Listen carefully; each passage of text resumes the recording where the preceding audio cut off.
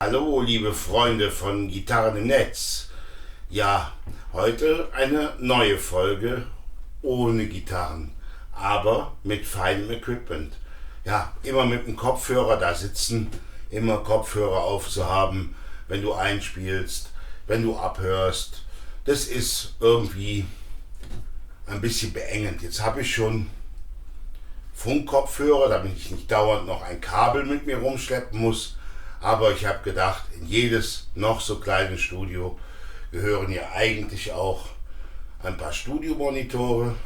Und genau das ist, was wir hier drin haben, nämlich Budget Studiomonitore von M-Audio. Und machen wir es auf? Jo, los geht's.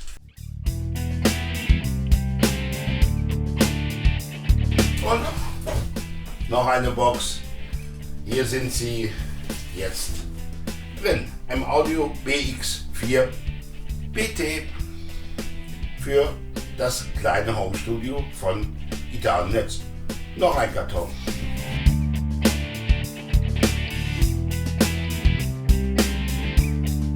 Und hier sind sie. Schön klein, oder?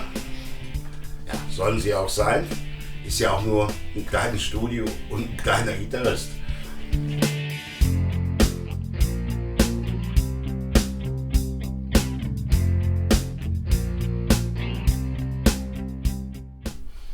Da sind sie. Die Größe ist genau richtig. Auf die Details gehen wir später ein. Was haben wir hier? Ein Stereo-Klinkenkabel. Ein Cinch-Kabel, ein Netzkabel, ein Monoklinken. Schauen wir mal, in welcher Sprache die Anleitung ist. Naja, noch Filzunterlagen, Safety Instructions in Deutsch, Spanisch, Italienisch, Englisch. Klasse, oder? Damit können wir doch bestimmt was anfangen.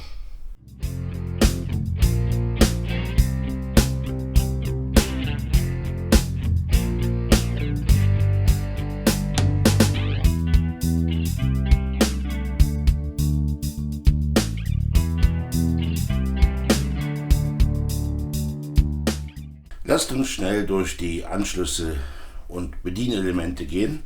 Wir haben hier einen Einschalter und Lautstärke. Dann haben wir hier einmal einen AUX-Eingang. Da kann ich dann CD-Player, Handy, whatever reinspielen und einen Ausgang für einen Kopfhörer. Und wenn ich dort eine Mini-Klinke eingesteckt habe, dann ist er stumm geschaltet, der Lautsprecher. Auf der anderen Seite muss ich ein bisschen gucken, haben wir hier die Bassreflex, dann haben wir zwei Eingänge, einmal mit Cinch und einmal mit Klinken. Die machen mal einen ganz guten Eindruck. Dann haben wir hier zwei Regler.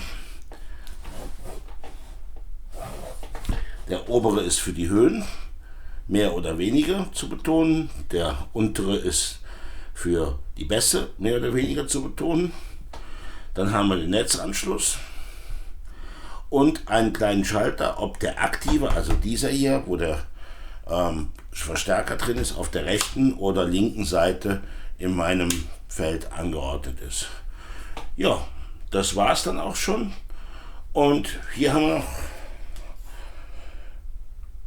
noch den Ausgang zum passiven Speaker, und der passive Speaker hat auf der Rückseite nur einen Eingang für das Kabel.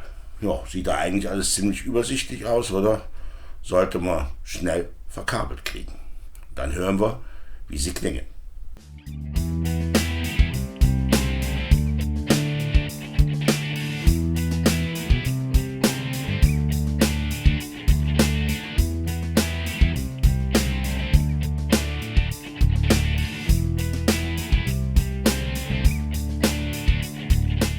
Ja, hier sind wir auch schon und die Boxen sind schnell verkabelt. Wie gesagt, auf der rechten Seite habe ich dann jetzt hier die aktive Box, auf der anderen Seite drüben die passive Box. Ja, und das Ganze ist so verschaltet, dass dieses BR800 hier ist mein Audio-Interface. Da geht der Computer rein, da gehen die Gitarren rein, da kommt der Camper rein, da kann ich die Mikrofone einstecken, ja, alles Mögliche machen und kann natürlich damit auch aufnehmen und kann natürlich damit auch noch andere Quellen speisen. Ja, also jetzt kann ich zum Beispiel hier, wenn ich mal eine Aufnahme hören will, kann ich die direkt auf die Monitore bringen. Ja, und es klingt in meinen Ohren schon mal ziemlich gut.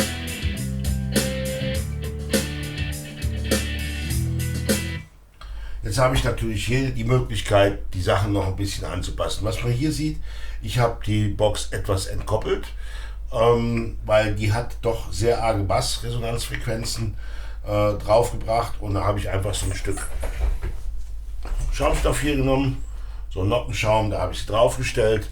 Bei der anderen war es nicht notwendig, da habe ich jetzt nichts gemacht. Ja, und dann lassen wir es nochmal laufen.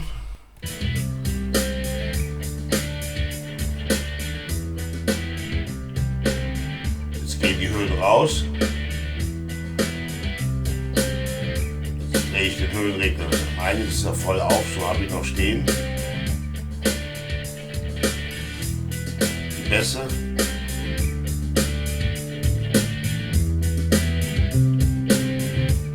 Da kann also schon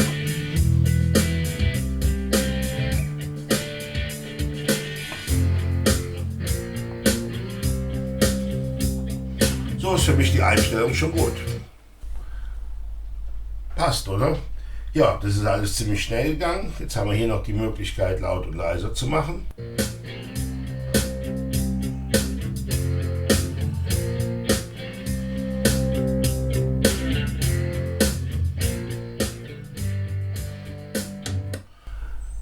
Die Lautstärke ist vollkommen ausreichend, um meinen Raum hier so zu beschallen, dass man unten schreit, ey, mach leiser. Ja, also, mal kurz gucken. Hier hinten, die beiden Cinch-Eingänge, die kommen direkt aus dem BR800. Das Verbindungskabel zur anderen Box auf die andere Seite. Hier waren die beiden Höhenregler, also Höhe voll auf, die Bässe ein wenig gedrosselt. Ja, auf rechts gestellt, weil der rechte Monitor, der aktive Monitor hier rechts ist, eingesteckt. Gut ist. Hier ist noch ein kleiner Schalter, den hatte ich am Anfang vergessen. Damit kann ich die Bluetooth-Kopplung vornehmen, machen wir gleich auch noch. Ja, das war es dann eigentlich auch schon. Hier habe ich dann noch die Möglichkeit, einen Kopfhörer anzuschließen.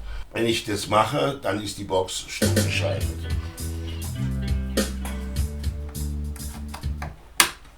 Ja, also stumm, dann höre ich meinen Kopfhörer.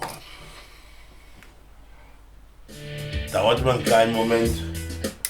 So auch beim Einschalten gibt es eine kleine Verzögerung.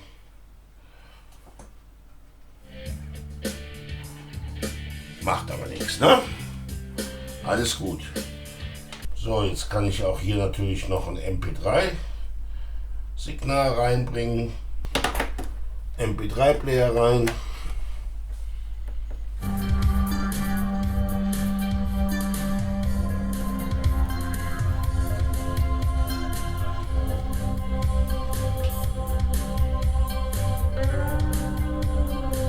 Auch.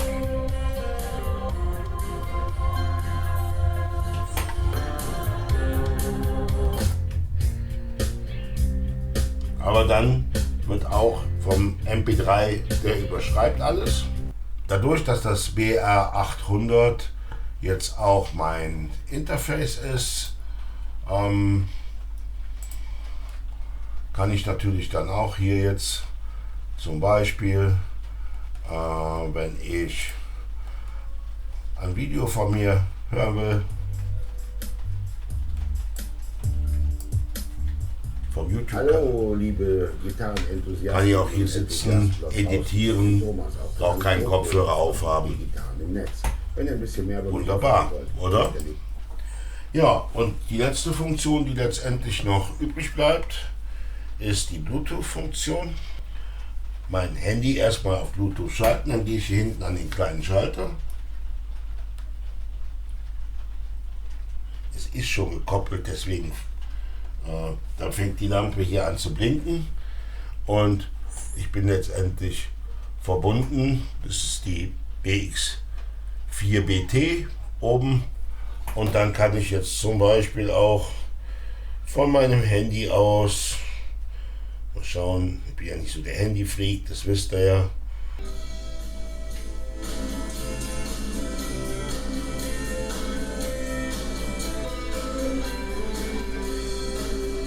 Ja, Bluetooth.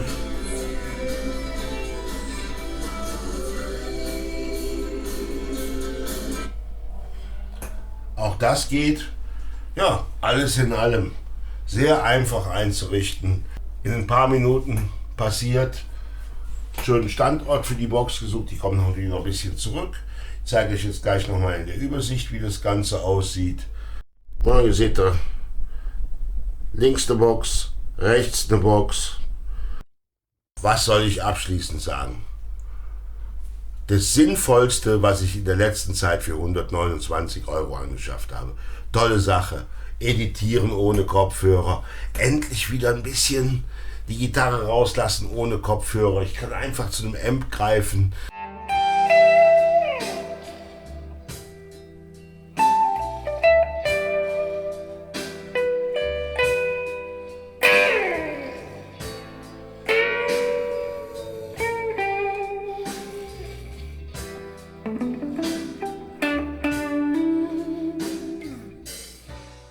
Situation, hier Musik laufen lassen, anderen Amp nehmen, dazu jammen, wunderbar.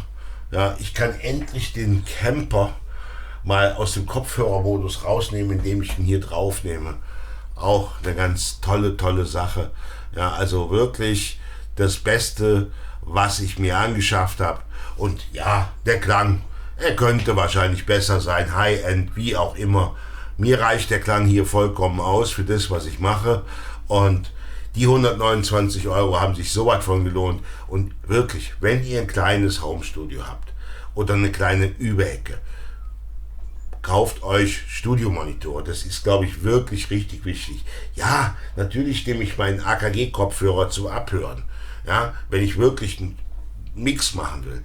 Aber zum so arbeiten, so schön, so einfach, so gut, so schnell zu installieren und die Kleinen machen echt einen ganz properen Eindruck, dass sie mir auch eine Zeit lang den Dienst tun werden. Super Sache. Ja, finde ich, bin total begeistert. Total begeistert. Wenn ihr keine habt, schafft euch welche an. Ihr werdet mehr Spaß beim Üben, mehr Spaß beim Dudeln, mehr Spaß beim Musik hören oder wenn ihr Computer spielt oder was auch immer.